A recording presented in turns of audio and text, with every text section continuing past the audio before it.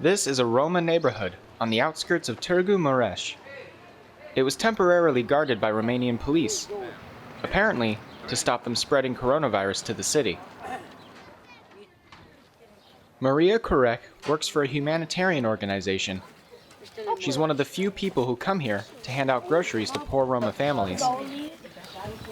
Take that to your home, okay? Those children are hungry too. The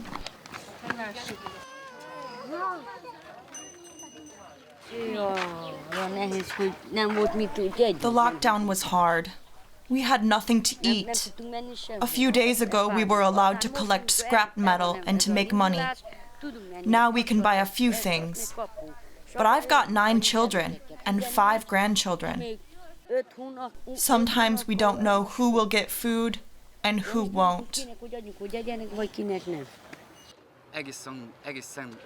Peter Sars helps Maria decide which families need help most urgently. She doesn't have enough for everyone. He's Roma himself, so he sees the imbalance firsthand. Residents in other neighbourhoods were allowed to move about freely. But here, the army and police imposed a total lockdown. Maria tells us that a list of names and addresses of people infected with the coronavirus was published online. Only Roma names were listed. The fact that only people with traditional Roma names were on the list creates the impression that only they are infected and ill. This is very manipulative and discriminatory. It's unclear if this was an act of spite from someone who wanted to incite hatred, or if it came from the Romanian authorities.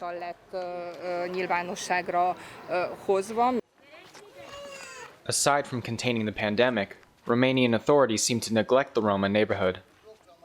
Garbage is rarely collected, and the sanitary situation is catastrophic. The city council should take responsibility. And locals too, but it's tough for them. 2,000 people live in this neighborhood. And how many garbage cans are there? Only 4. Maria helps other Roma communities in the region as well. There are several others around Târgu Mureș. Tensions often flare up between Roma people and other residents. One Roma man is being accused of living in the shed for the garbage containers. You're urinating in these bins. It stinks. Look around. Do you see any urine? I'm sick of this. I've had enough. I live here. Shut up.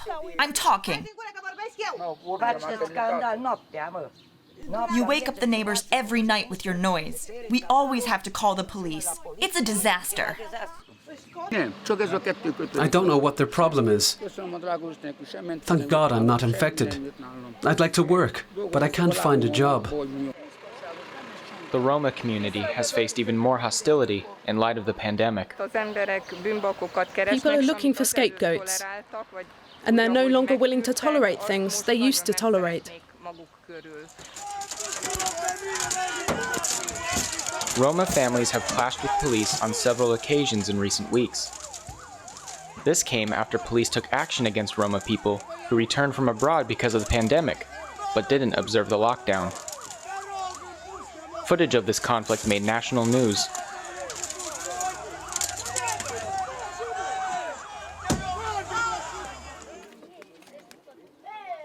Poverty aggravates these tensions.